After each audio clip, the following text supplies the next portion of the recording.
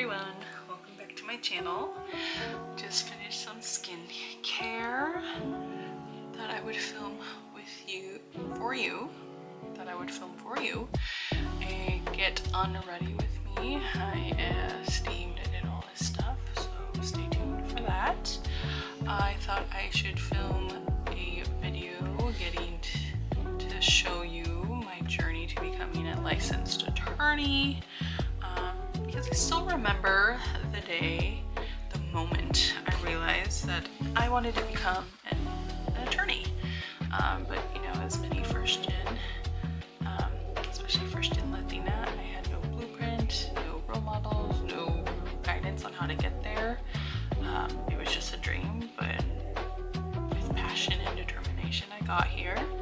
So today I am sharing with you all my biggest challenges and showing you how I got here to where I am today. So before we get into that, my hair is not looking so good. I might just have to do something about it in the morning.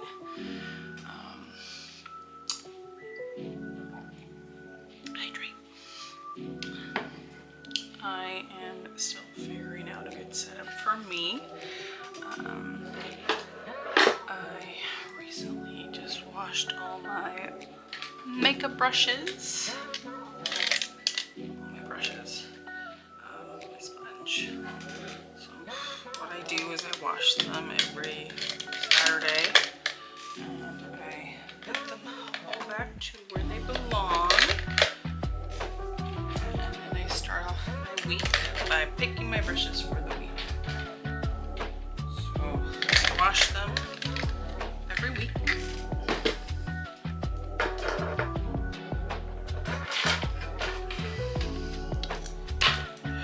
What do you all do on your Sundays to reset for the week? My husband and I pick what we're going to have for dinners for the week, and we also have to choose some schedules because we come see our dog during our lunchtime to let her out and feed her. So we switch on and on given our schedules. Yeah, so that is what we do. Any tips on how to prepare my hair for tomorrow morning for work? Greatly appreciate it. You can leave a comment. Yeah. My week has been crazy busy with work. It also snowed here, so making sure that I make it home nice, safe, and sound is a big priority. Yeah, the weather's been a little bit crazy. So far the snow has all melted. I don't think we're gonna get any more snow here. So yeah.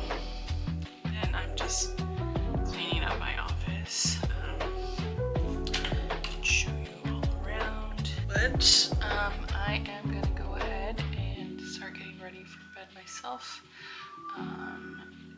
Fixing all of that up to set up for my week. But let's go ahead and get into the get unready with me while answering some questions that I kind of prepared to help give a better insight into my journey to where I am today. So I hope you all enjoy and make sure to subscribe. I am going to be steaming my face, doing a mask, and talking to you all. Okay, look at that. I need to prop my hair back. I hope you all had a wonderful week, a good weekend. It's been pretty snowy where I'm at. Stayed inside all week. So, as you all know, I'm a first-gen Latina lawyer who loves fashion, beauty, makeup, food, travel, etc. Name it all. And I thought I would share with you all my journey to becoming a licensed attorney, all while doing some skincare. Right now, if you see the steam, I am doing a face steam because my skin has been really bad this week. You know, part of the reason why I created this channel is to create a space to empower others, inspire others, especially Latinas and first gen, to chase your dreams while still living the life to your fullest and not changing for other people. Is one of the things why I started this channel. I still remember the moment I wanted to become an attorney, but you know, as a first gen Latina, first gen in general, we don't have the blueprint, we don't have any mentors really, we kind of start from scratch, but all I knew is this was my dream, my passion, and I had determination to get there. So today I am sharing my journey, my biggest challenges, and everything that led me to get to where I am today. I grew up in a small town in Western Washington, and my parents at the time had immigrated from Mexico. My dad came in the 80s and my mom later came in the 90s. They had my older sister, then they had me. We grew up very poor, moving from apartment to apartment. My dad was the only one working for a really long time. When I was born, my older sister was diagnosed with leukemia, so that added an extra hurdle to the struggles that my parents were going through, and that really helped me as why I wanted to help others, because my parents had to navigate the system all by themselves. My parents at the time were permanent residents. They were waiting on my mom's permanent residence card, and while having a newborn and your 2-3-year-old daughter is diagnosed with leukemia, it was a really tough time for them, and I think it really affected how they moved forward. It affected my sister, and it also had a big impact on my life. Hearing their stories during that time and realizing that they didn't get any help really was the reason why I wanted to become an attorney. And I always had that in the back of my mind when I was younger, but it wasn't until maybe my senior year of high school that I was really considering following the law, following into the legal field, and I knew that that was my goal that I wanted to do. So then I started applying to colleges. I applied to colleges, and I visited colleges. I didn't know where I wanted to go. I then went to visit the campus of Western Washington University. I fell in love with the campus. One of my teachers at the time, because it was a school trip that when we went to go see the campus, she told me, look, I see you here, this is totally your vibe, this is you, you should really consider going here. And that's what ultimately, that along with visiting with my family and my boyfriend, who's now my husband, we decided, yeah, this is the best place. They had Fairhaven College, and they had a law, diversity, and justice program, which is pre-law, but I guess classes that helped me in law school. So that is what I ended up doing. Then my senior year of undergrad, I got this amazing internship with an immigration firm, and I did that for, I think, winter and spring quarter. And then after graduation, I worked for them full time. I worked for them full time for about 2 years, and then I applied to law schools. I will say, when I was studying for the LSATs, I didn't have such a great LSAT score. My GPA it was good, but it wasn't great. And I wasn't getting scholarships, and all the schools were really, really expensive, or they were really far away, which I was applying to. So I actually, after graduating from undergrad, took some time to really figure out where I wanted to go to school, saving up money to go to school. So I put that on the back burner, really worked hard, and then the attorney that I was working for, she was really inspirational to me because she said, look, we need people like you in this field. You're really smart. You are going to do so great in law school. Like, you need to go. So she really helped me, helped, you know, balance the pros and cons of applying to schools, cost of living, tuition. And so 2020 is when I went to school, to law school, during the pandemic, I know. And I went to the University of Idaho Law, College of Law. The reason why was because it was fairly cheap tuition. Cost of living is not as high as like Seattle per se. They also are known for their really great immigration clinic. So you can start doing work in your third year. So that's what I did. And because I was from Washington and Idaho's right next door, you get an in-state tuition waiver. So I didn't have to pay out-of-state tuition, which was really nice. Limited the amount of loans I had to take out. Navigating law school was really hard. Again, I didn't have anyone in my family who had gone at the time. You know, I had lots of mentors from undergrad because a lot of my professors actually had JDs, so they had gone through law school. My boss had gone through law school. They were really the ones that helped motivate me, and I was still working for my boss at the time. Not my first semester, but after that I did work for her, and she was really great because she was someone I could reach out to. Law school was really hard, and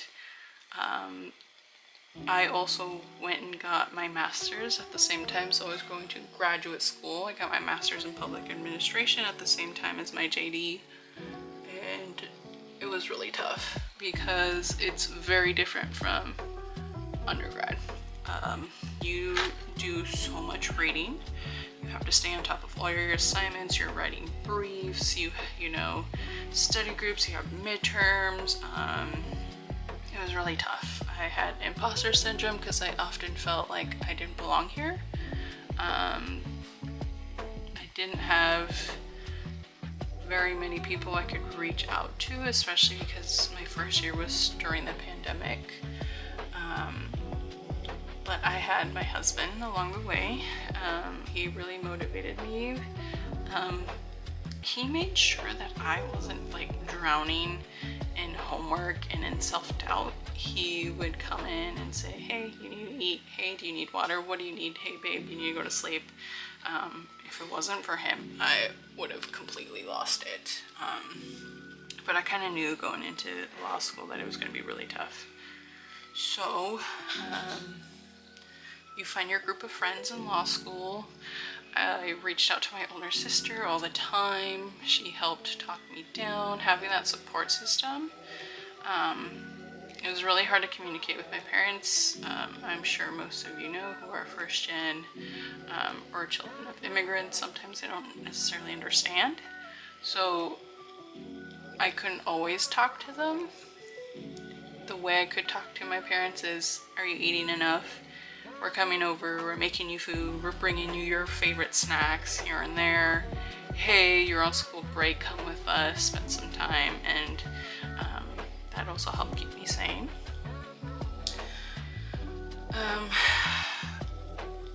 Law is a very predominantly white male dominated area still.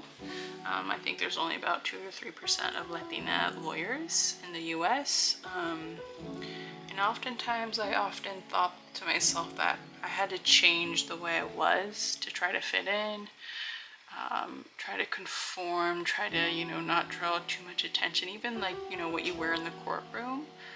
but I realized that I felt more comfortable in my skin being me and highlighting what makes me so different.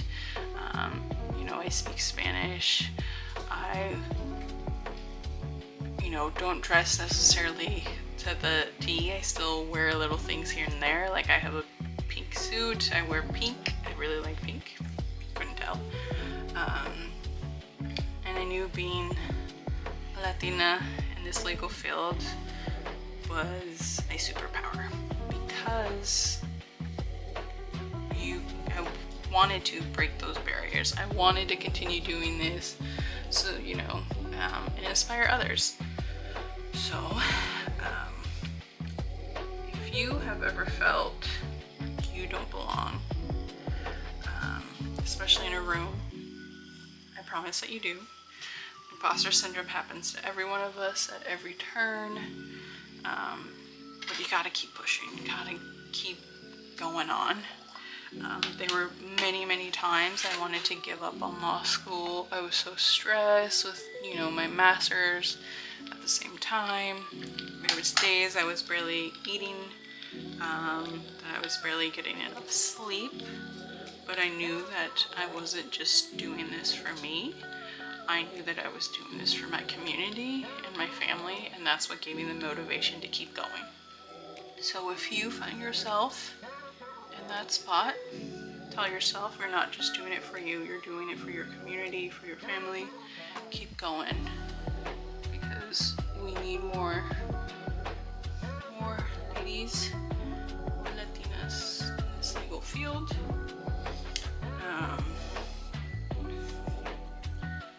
And I hope that helped,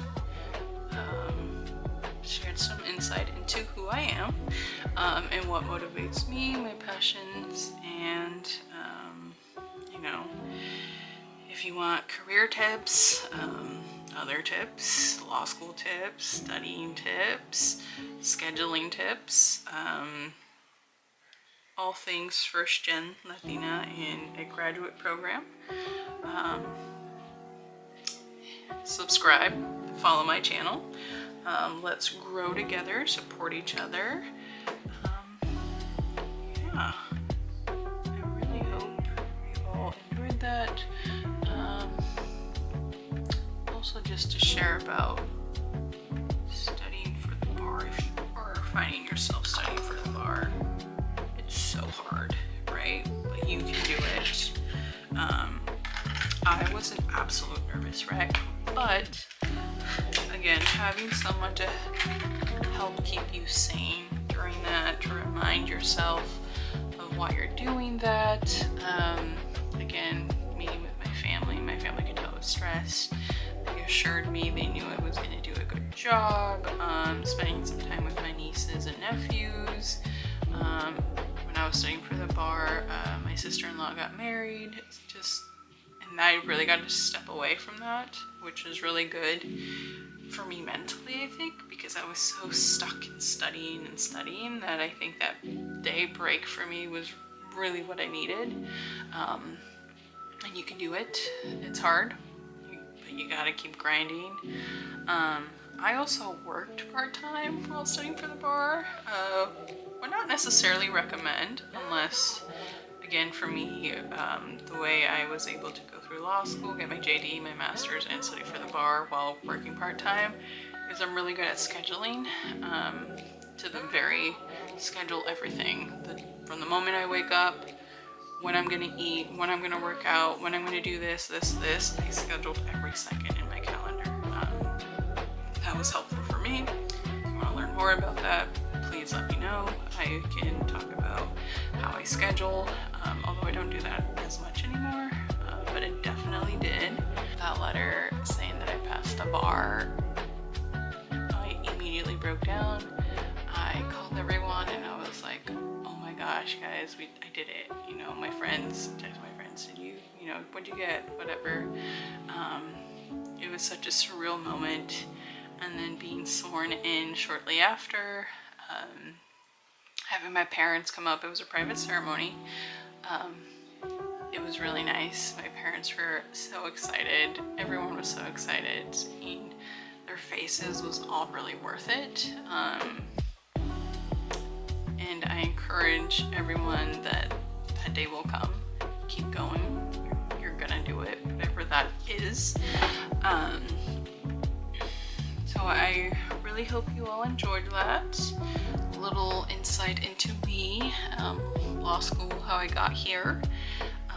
If you wanna career tips, fashion inspo, makeup tips, although I'm not the best at makeup, all things first gen lawyer life, hit that subscribe button, follow along, and let's grow together.